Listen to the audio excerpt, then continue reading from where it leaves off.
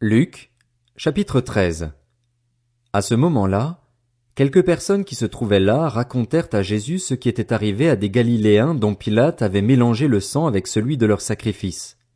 Jésus leur répondit, Pensez-vous que ces Galiléens étaient de plus grands pécheurs que tous les autres Galiléens parce qu'ils ont subi un tel sort?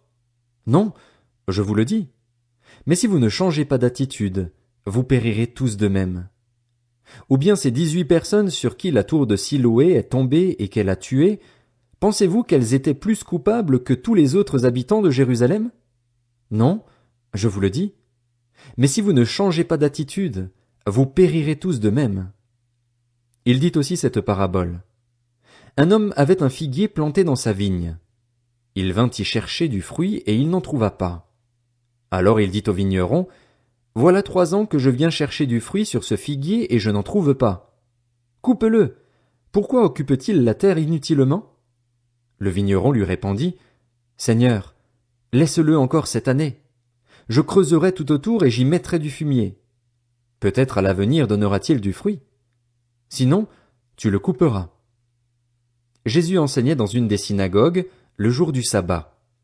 Or il y avait là une femme habitée par un esprit qui la rendait infirme depuis 18 ans. Elle était courbée et ne pouvait pas du tout se redresser. Lorsqu'il la vit, Jésus lui adressa la parole et lui dit, Femme, tu es délivrée de ton infirmité.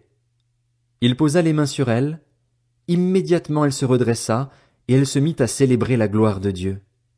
Mais le chef de la synagogue, indigné de ce que Jésus avait fait une guérison un jour de sabbat, dit à la foule, Il y a 6 jours pour travailler. Venez donc vous faire guérir ces jours-là, et non pas le jour du sabbat. Le Seigneur lui répondit en ces termes, Hypocrite, le jour du sabbat, chacun de vous ne détache-t-il pas son bœuf ou son âne de la mangeoire pour le mener boire? Et cette femme, qui est une fille d'Abraham et que Satan tenait attachée depuis 18 ans, ne fallait-il pas la délivrer de cette chaîne le jour du sabbat? Ces paroles remplirent de honte tous ses adversaires, et la foule entière se réjouissait de toutes les merveilles qu'il faisait.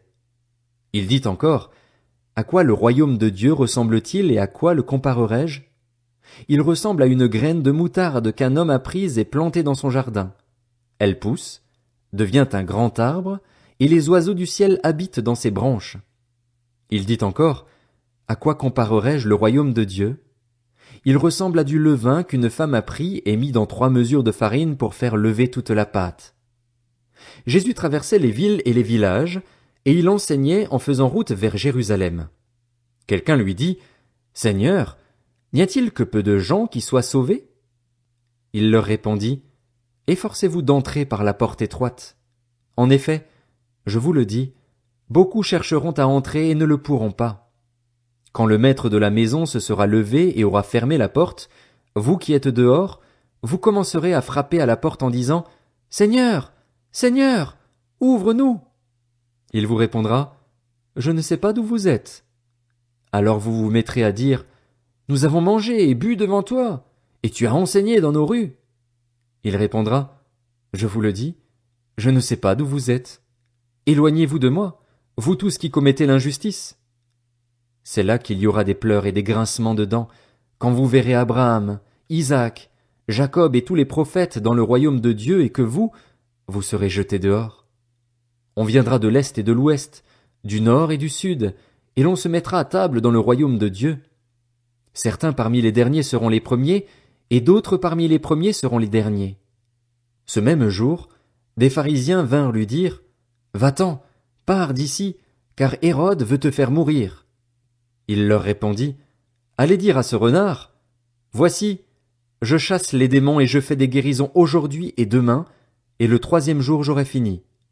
Mais il faut que je poursuive ma route aujourd'hui, demain et le jour suivant, car il ne convient pas qu'un prophète meure ailleurs qu'à Jérusalem.